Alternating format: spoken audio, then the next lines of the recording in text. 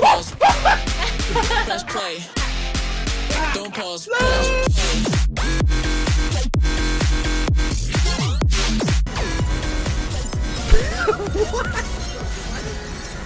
She has the same power now? Suddenly? That she's been there for so long? Really? Why she got them OJ gloves on though? No. So this is the show y'all want me. Oh my god! We really are doing a fucking Care Bear stare. Oh hell no! Let's combine the powers. Earth, speed, love, Iris. Good luck. Wait, didn't she kill some people?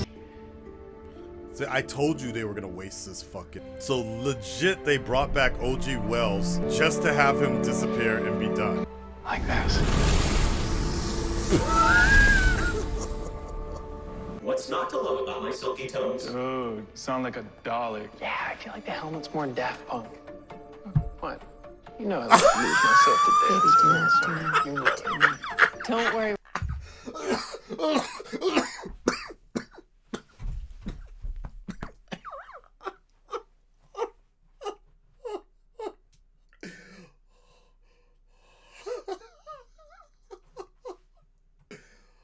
This ain't fine. I'll be back when you least expect it. And then Frost, we'll go on that road trip, okay? She says, hell yeah. Well, if you ever need help, just call. I'll come run him. Thanks. You do the same. Come on, Slick. Stay flashing. Dibny out. They make quite the team. That's how they're doing it. The word disappointing comes to mind, but honestly speaking, it's not even that, because like you can't be disappointed in something you never had much of any faith in to begin with, and I feel like that's basically what's going on with the Flash right now. I try to be as open and honest with you guys as possible, but you know, just the show isn't for me. I watch this show. I continue to watch this show because I know you guys enjoy it, and you know, I enjoy watching it with you guys, specifically on Twitch and on Patreon and things like that, and I know you guys want to see the reaction, but it honestly is not worth the 2 to 3 hours it takes to edit it, and you guys don't want to see highlights of me just essentially just laughing at what was supposed to be a serious moment, just laughing at that kind of stuff. You know, it's not worth my time and your time to see that kind of stuff. So it's gonna, you know, essentially the Flash at this point has legit just fallen into a particular bin of a unique viewing experience where it's kind of fun to watch it because of how corny it's become. Like, man, that wow. And continue. Wow. But I will say on the highlight points, the good points of the season are essentially previous season, is that there were moments that were actually really well handled. I think the whole blood. What the fuck was his name? Bloodborne, Blood Bank, Blood Booty, or something like that. Booty Blard? No, Born Blood, or whatever his name was, right? Bloodwork, thank you. I feel like that at least had a serious tone to it, but I also feel like that tone was essentially overshadowed or was more serious because of Crisis. We had the anticipation of Crisis coming up like that. So, you know, like that was what that was meant to be, so to speak, if that makes sense. Like, so the moment Crisis was gone, that threat of Crisis was gone, I just felt like the Flash went back to being its non-lethal, not serious, just corny, basically. And you know, I've said it before, I'll say it again, it just really felt like an elevated version of Power Rangers. Power Rangers, Care Bears, Captain Planet used the power of love and all this other stuff, and it was just bad. And okay, let's continue with the next point. So we talked about the whole Ava thing, whatever. I think what's happening on top of that is I don't think the woman is necessarily a bad actress, but I think that they were feeding her so many comic booky lines that it just came out really campy. Every delivery that she had was just so over the top, and I was thinking to myself, if this wasn't a comic book, it was interesting because sometimes I can do this.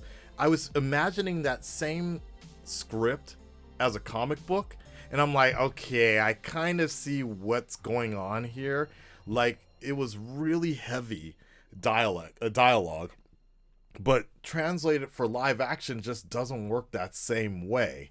So particularly the woman that plays Ava, it just came off really bad, and it reminded me of that Power Rangers movie where Rita was trying to do almost the same stuff, and then minus the whole Krispy Kreme's dialect. But anyways, man, that was bad. That was bad. Next, let's get into the whole timeless wells thing. I mean, I called it. Unless something happens down this season, like, you all were wanting me to stop my vacation, come home, react to this Flash episode, saying it was the best Flash episode ever, and it's getting things back on track. And the moment I saw them resurrect this dead ass dude's body, I knew that they kind of jumped the shark, jumped the shark. Oh, because there's a cardinal rule. There's particularly a cardinal rule in comic book writing, and shows breaks this rule a lot. A lot of soap operas tend to break this rule a lot, and I hate that because it's usually always downhill. But comics generally try to stay away from it, but if they do it, they have to really follow up and make sure it's a damn good story. And that's basically the whole theme of everyone dies except Bucky, okay? Everybody dies except Bucky. And you don't bring certain people back, because you don't bring certain people back if they're intricate to the creation of another villain, or it adds to the mythos of a villain, or so to speak. So it's like, basically, you don't bring back Bruce Wayne's parents, right? You don't bring back Krypton, which I'm sure they probably have at some point, right? You don't bring back Jason Todd. But if you do, you better be damn good at writing the shit out of that, because nobody will never.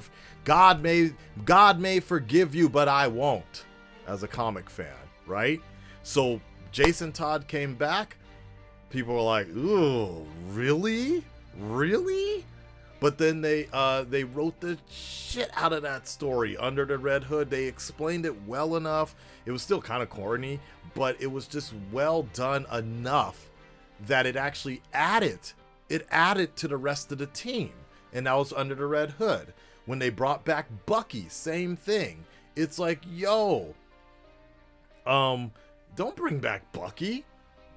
But when they did it, they wrote it in a way that made enough sense that it came back and it added to the rest of the characters. It added to Captain America and the whole mythos, and then we got the Winter Soldier. It actually made sense, and it became an intricate part of the story. With Wells here, so you're bringing back the OG Wells, which none of them had any sort of connection to the beginning. And what did they, and I knew they were going to do this. What did they do? They basically just they brought them back for shock value just to have them disappear and be like, all right, y'all, well, that was good. Peace, y'all. All right, well, that was good. I helped you make that happen. I'm out. Peace. You know, it's like, so it literally did nothing for the rest of the team. Yes, he was intricate in getting the Speed Force back or whatever, blah, blah, blah. But, you know, it is this, like, honestly, it's possible they can still save it. I don't think they can, but it's very possible that they can save it because they bringing back that OG Wells somehow, some way. But I still think it's corny as hell. If they were gonna bring him back like that, they should have just brought him back as like an actual body or something like that, like resurrected his corpse. And like the whole explanation of the crisis and the balance of the wells and all that other stuff, it was fine for me. But this whole specter, like force ghost thing going on is gonna be so corny if he's around all the time. You know what I'm saying? Like, they really added too many comic book elements into this TV show that now it's ridiculously corny, I feel. Furthermore, going down, let's get into the next thing. This Ralph did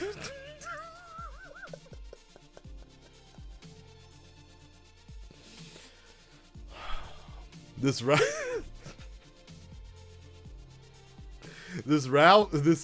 Ralph Dibny thing, man. Yo, they should have just left that one to the wayside, man. They should have just I don't know if it was because of COVID or something, but they should have left that one in the draft folder, y'all. Like, that was just bad. That was almost a slap in the face to the intelligence of, like, honestly, they probably should have just been done. They should have just left it at, yo, we're basically staying undercover. We disappeared. They should have left it like Heath in The Walking Dead. They like, there was no need for that, no pun intended, elongated explanation of what's going on with Ralph. Like, wow, that was rough, man. That was rough. Man, that was rough. And it's really stuff like that that makes me feel like, yo, like, wow. That's the kind of stuff that it's stuff like that makes it really hard to defend this show, honestly. And I feel bad because I know I have friends, I have reactor friends who still love this show. And I really find it hard to believe that they're gonna can watch this show still with a straight face. But that's being more professional, you know. I mean, they're more honest, they're more professional than I could be on this. So, you know, if they enjoyed it, but more power to them. Blind Wave and all that, the Wave Riders, I'm glad that there's still a section out there. And am I missing anything else? Because that I lost brain cells after that scene with Ralph. Oh, the whole thing with the Spectrum. I was kind of thinking that it was going to be kind of similar to the Lantern's Might. No, I'm sorry, the Brightest Day. No, there's another word. The one with all the Fruit Loop Green Lanterns, the Fruit Loop Lanterns. I forgot what it was called. Was it called the Lantern War or something like that? I don't know. The Spectrum War. So I thought it was going to be something like that, but in all likelihood, I think it's going to be some sort of like Speedster War coming up, where unfortunately there's going to probably be speedsters based on spectrums and emotions. So you got the Flash will be some sort of love. You'll probably have some sort of hate speedster. You'll probably have an Indigo. Like, they're basically still kind of basing it off the Lantern situation. That's my thought. That's my thought, because Barry, they kept on shoving it down our throats of the whole love situation and the paradigm of love and blah blah blah blah blah. My guess is that there's gonna be speedster villains or other speedsters popping up that are going, I hope, that are gonna be based on emotions. So you're gonna have this like angry ass speedster all the time, like that, and you're gonna have like more fucking compassionate like speedster that kind of just doesn't even run, is just like, yes, Barry Allen, I am the Flash, or some bullshit like that, right? You're gonna have a crying Flash or something, which will be like tears coming out like the Weeper or something like that. You know, that it's actually kind of cool though. That's actually kind of cool if like honestly, in my mind, in my own head, if they write it out well enough, which is always the problem, that could be kind of cool to see something like that, like a Flash war of like different Flashes with different emotions. But being CW, if they ever went down that route, that it would basically be Grant. You're gonna have all these different versions of Grant acting on like heavy emotions or some shit like that. I'm sure that would be the way that they would go about doing it, honestly. But whatever, I'm over it. Anyways, guys, I hope you enjoyed this season of The Flash. I didn't, but I enjoyed watching it with you guys. And again, respectively, if you guys really like the show, if you like this show, then more power to you. I'm glad that the DC universe is able to put out so many different things for so many different types of people. I mean, as a DC fan, that's the greatest thing that I could ever ask for. It may not be for me, but I'm glad it's hitting the mark with other people. You know, when I was growing up, before there was Batman, there was Darkwing Duck for me, you know? So if it wasn't for probably Darkwing Duck, I wouldn't have been molded into the Batman fan that I am, if that makes sense. If it wasn't for Beauty and the Beast newspaper clippings, I probably would have never gravitated into the Spider-Man newspaper clippings, and I would have never gone to my local library and found other comic books with Spider-Man and slowly find a comic book shop and then become the Spider-Man fan that I am today.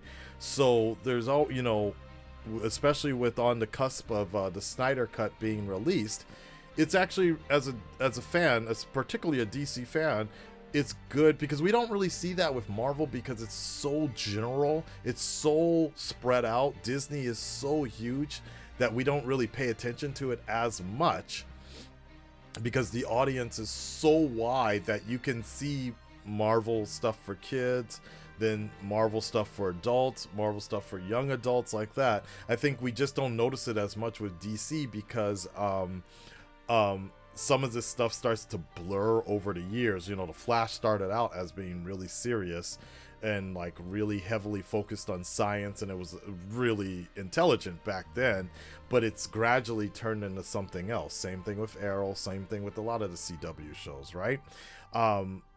But I think that's the cool thing, as at least as a DC fan, which again, I prefer the DC comics more than I ever do with the Marvel comics. I don't know what's going on with the Marvel comics half the time, but at least the DC stuff is very core.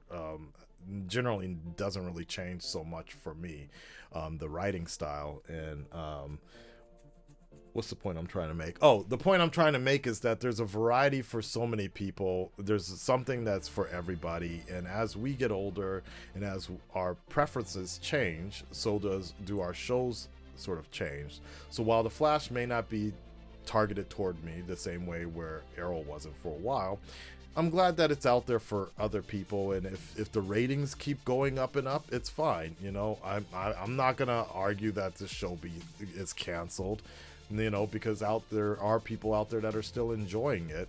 I can enjoy what's ever coming on HBO Max, on Disney Plus, and whatever. If anything, Superman and Lois has taught me that you can still have a Greg Berlanti production and it can still have a tone that speaks to you. So that's why now I'm actually a little more interested in the Berlanti production the Mark Guggenheim production of the Green Lantern Corps that it's going to be on HBO Max, right? So I have a little more confidence now that it won't be like what we're seeing in The Flash. So anyways, hope you guys enjoyed, and I will see you on the next viewing of The Flash on Twitch and full reaction on Patreon. Peace, y'all.